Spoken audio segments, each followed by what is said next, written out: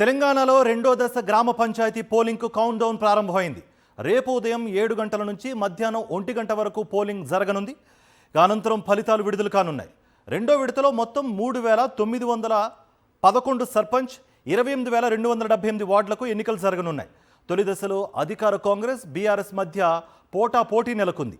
తొలి దశలో అధికార కాంగ్రెస్ పార్టీకి ఆశించిన స్థాయిలో ఫలితాలు దక్కలేదు. చాలా చోట్ల కాంగ్రెస్ ఎమ్మెల్యేల సొంత గ్రామాల్లో ఓటమి పాలయ్యారు. దీంతో వచ్చే 2-3 దశల పోలింగ్పై ఫోకస్ పెట్టింది కాంగ్రెస్. మెజారిటీ సీట్లు సాధించాలని ఎమ్మెల్యేలు, ఇన్ఛార్జీలకు మంత్రులు దిశానిర్దేశం చేశారు.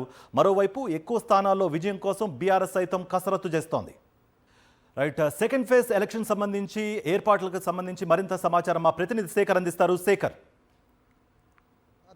సెకండ్ ఫేజ్లో 3,911 గ్రామ పంచాయతీలకు 14వ తేదీన ఉదయం 7 గంటల నుంచి మధ్యాహ్నం 1 గంట వరకు పోలింగ్ జరగనుంది. మధ్యాహ్నం 2 గంటల నుంచి కౌంటింగ్ ఉంటుంది. ఇక మొదటి దశలో అధికార కాంగ్రెస్ పార్టీకి ఆశించినంత ఫలితాలు రాలేదన్నటువంటి అభిప్రాయంలో ఉన్నట్లుగా తెలుస్తూ ఉంది. మొత్తం 3,832 గ్రామ పంచాయతీలకు మొదటి ఫేజ్లో ఎన్నికలు జరిగితే దాదాపు సగం వరకు ప్రధాన ప్రతిపక్ష బీఆర్ఎస్ పార్టీకి సీట్లు వచ్చినట్లుగా చర్చ జరుగుతున్నటువంటి పరిస్థితులు ఉన్నాయని చెప్పుకోవచ్చు. ఇక ఇప్పటికే మంత్రులకు ఆయా జిల్లాలకు సంబంధించినటువంటి బాధ్యతలను అప్పగించారు. మంత్రులు బాధ్యతలు వహిస్తున్నటువంటి జిల్లాలలో ఆశించినంత మేరకు కాంగ్రెస్ పార్టీకి సంబంధించినటువంటి మద్దతు పలికినటువంటి వాళ్ళంతా కూడా విజయం సాధించలేరన్నట్టుగా తెలుస్తోంది. అదేవిధంగా అధికార పార్టీకి చెందినటువంటి ఎమ్మెల్యేల సొంత గ్రామాల్లో చాలా వరకు ఓడిపోవడం కూడా అధికార పార్టీ కొంత సీరియస్ అయినట్లుగా తెలుస్తూ ఉంది. ఇప్పటికే ఇన్ఛార్జీలుగా ఉన్నటువంటి ఎమ్మెల్యేలకు కావచ్చు, ఇతర నాయకులకు అధిష్టానం నుంచి